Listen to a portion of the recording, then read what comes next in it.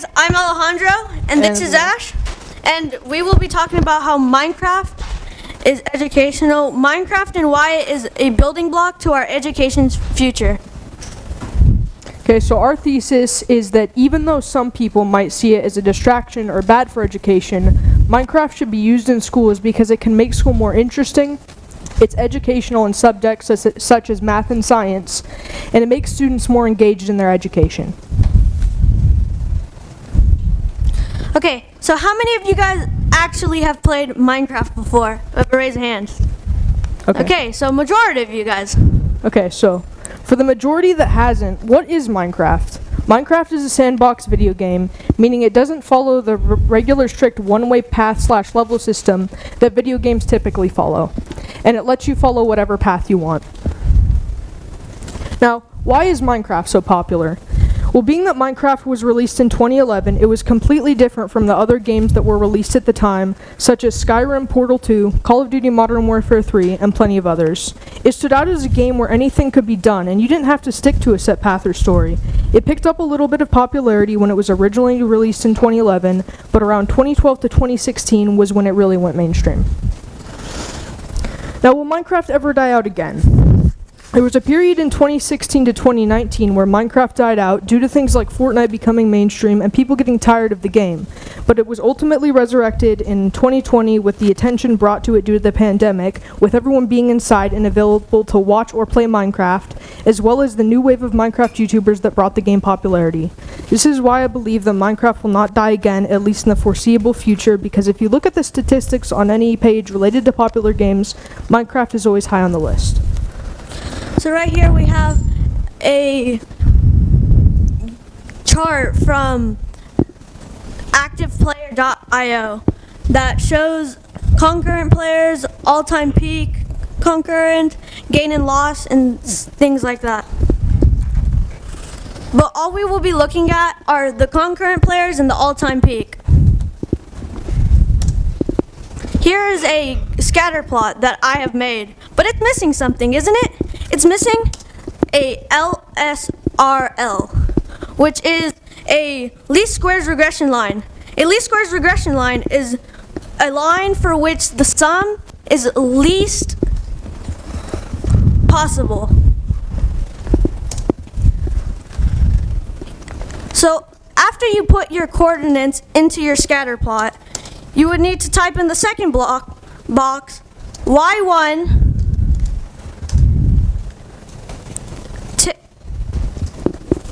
tilde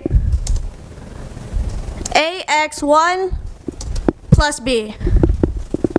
So after that, you will get something with all this weird stuff. You guys probably don't even know any of this yet, but we'll get to that. So what we will be talking about right now is y equals mx plus b. So y equals mx plus b, well, in this, m means the slope of the line, and b is the y-intercept. But in this case, m actually equals a. So we'll just call it a for right now, but it's 25.5931. And the y-intercept will be negative 1.1573 times 10 to the power of 7, which the equation would look like this. You guys are probably wondering what the power of 10 was and stuff. Well, it's simple. It's scientific notation.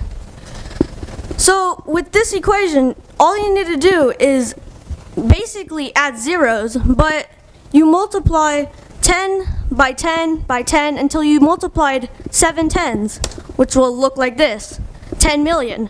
Sounds like a big number, but it's just a lot of zeros.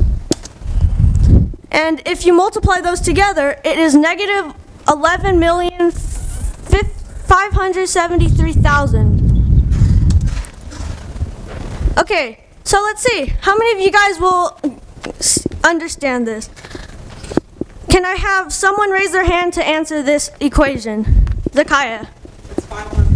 Oh, wait, what? No, it's 5,000. 5,000. That is correct. That is correct. I have nothing to give though, so sorry.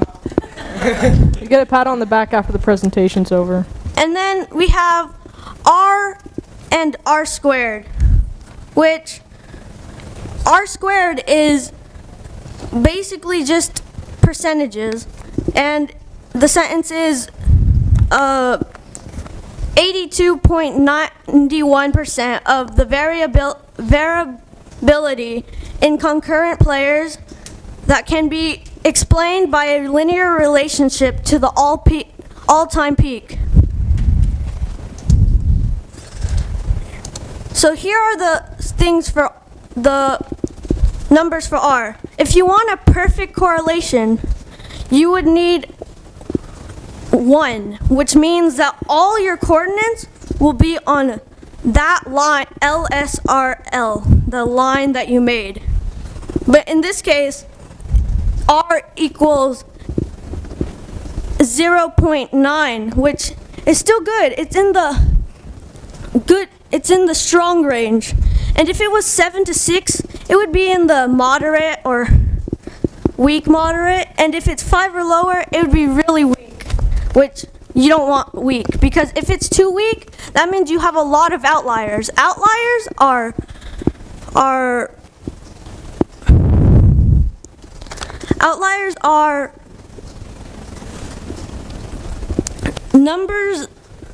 points that are very far from your LSRL. Right here we have the LSRL that we had. It shows you that there isn't really a lot of outliers, as you can tell. But a residual is the distance from your LSRL and one of your points. Which there's something on when you type the LSRL, you can plot the residuals and you will see all these things, which it will make a residual plot. A residual plot is basically the numbers that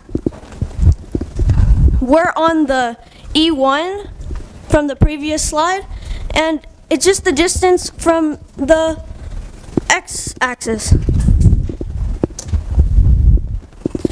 According to hissawyer.com, studies have found evidence that video games can increase processing speeds and cognitive flexibility, working memory, social skills, and problem-solving skills. The bottom line, it's absolutely possible to develop important cognitive skills while having fun playing Minecraft. Now, Minecraft can help with skill building by helping kids learn problem-solving techniques, teaching kids how to manage resources, and helping kids develop creativity and imagination. It can help them learn problem-solving techniques. Because the ability to problem solve dictates how well a child can navigate obstacles, both hypothetical and in real life. Minecraft can encourage this type of thinking. As an example, we can look to the game's survival mode. In it, the player must maintain their hunger and health levels in the face of dangerous monsters and other obstacles. They'll have to quickly figure out how to escape, find cover, and learn how to survive. This can encourage critical thinking and teach children how to react quickly and efficiently to solve real-world problems. It can also teach management of resources. In Minecraft, children learn how to calculate how much things cost and the time required for certain tasks. For example, they could have to gather wood to build a house. They could do it by hand, but using an axe is quicker. The only problem is that the axe will need to be repaired, or the player will need to make a new one eventually. Learning how to pay for and use resources efficiently is a key aspect to a child's educational and practical development. It can also help improve creativity and imagination. Minecraft truly excels the limits of the game because there are none. If a child wants to build an amusement park, then they can do it. Or perhaps they want to build a 100-foot-high statue of their grandma. It's all possible. The Minecraft world is an unlimited one. The Minecraft platform lets children imagine and build anything that they want, real or not. The only restriction is that it needs to be created with small building blocks. Minecraft can also help in science, but to explain that, I need to explain tectonic plates. Tectonic plates are described as large slabs of Earth that divides Earth's crust and move constantly to reshape Earth's landscape. When tectonic plates shift, they create boundaries. Some examples of boundaries are divergent and convergent boundaries, which can be found in Minecraft. Tectonic plates can also cause volcanoes and earthquakes. They cause volcanoes when plates shift apart from one another, and that causes a pathway for rising hot magma to flow through the crack made in Earth's crust. Tectonic plates are always moving, and sometimes they get stuck at the edges due to friction. Earthquakes occur when the stress on the edge overcomes the friction. Now, you won't find volcanoes or earthquakes in Minecraft, but you will find divergent and convergent boundaries. A divergent boundary occurs when two tectonic plates move away from each other, and a convergent boundary occurs when they move together. An example of a convergent boundary found in Minecraft might be mountains or mountain ranges, while an example of a divergent boundary would be a ravine. Minecraft can also help in learning the hero's journey, although with Minecraft's pretty unstrict storyline, it's hard to check all of the boxes. So we've put together which steps we think most fit the storyline, which would be the ordinary world, tests, allies, and enemies, the approach, ordeal, reward, and the way back, or the road back. We've also managed to divide up Minecraft into 3 main phases of the game, starting out and gathering resources, getting geared up, and beating the game. Starting out and gathering resources consists of the player spawning in, gathering basic resources, building a base, and crafting basic tools. Getting geared up is the largest portion of the game, where the player gathers gear, explores, and gathers better resources to beat the game.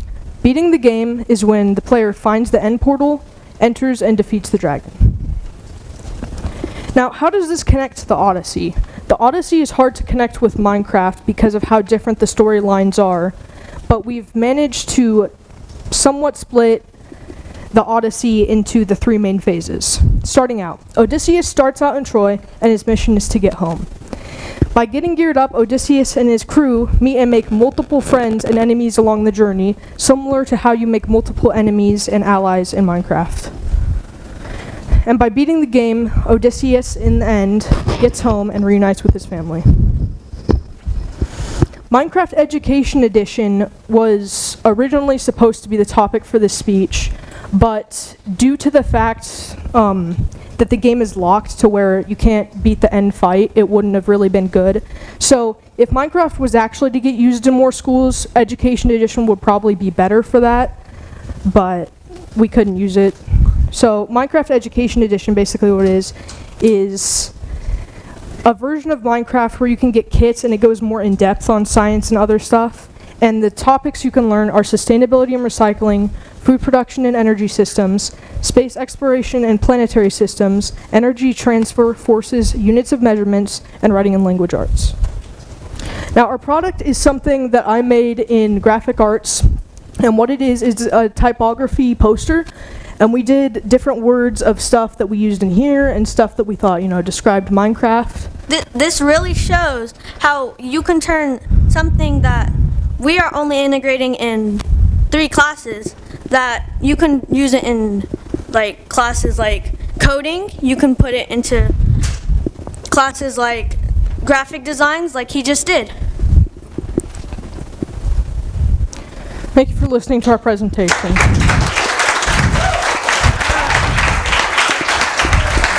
We did like 10 minutes. It's pretty good.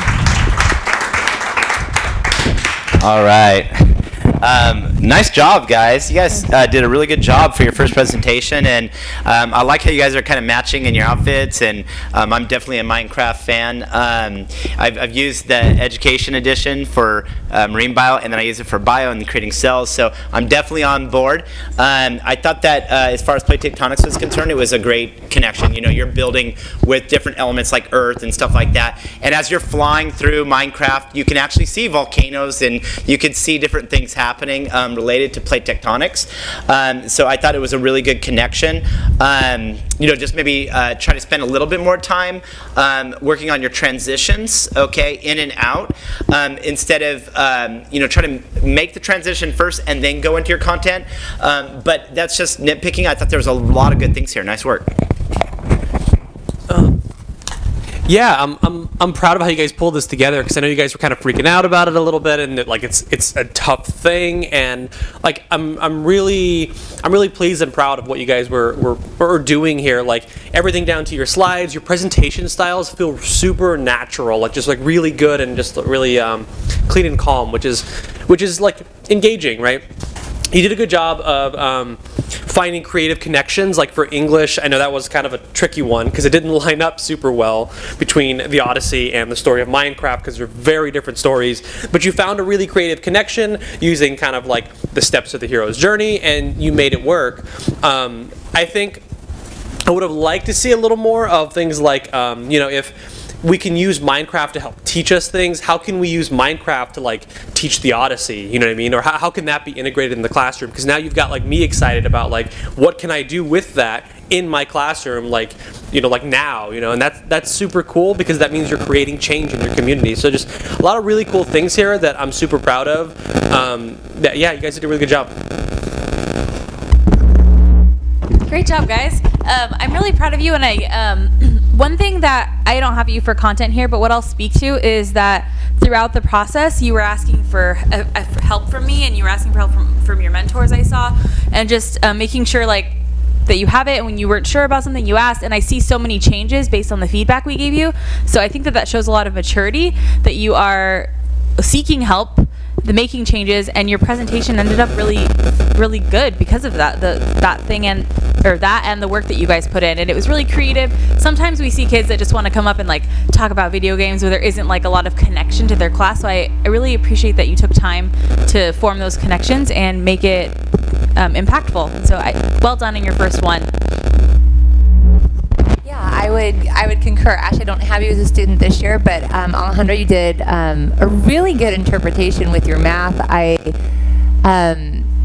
I like how you kind of took the time to develop each thing slowly, as opposed to just bam, and now we have this, and bam, and now we have this, but really trying to make sure, hey, let me make sure the audience is following, making the connection between y equals mx plus b and ax plus b. I liked how, because so many people are familiar with one over the other. I like how you tried to interpret what a residual was before you just jumped into what a residual was. And you're one of the first to accurately say, hey, it's really showing the distance from 0. And I thought you did a great job kind of pinpointing what that was. And so just kind of in terms of the content part, going into the depth of all the different nuances there were with scatter plots, I thought you did a great job with that. And this is a great first presentation. I think both of you should be very proud of what you have done here and accomplished. So congratulations. Thank you.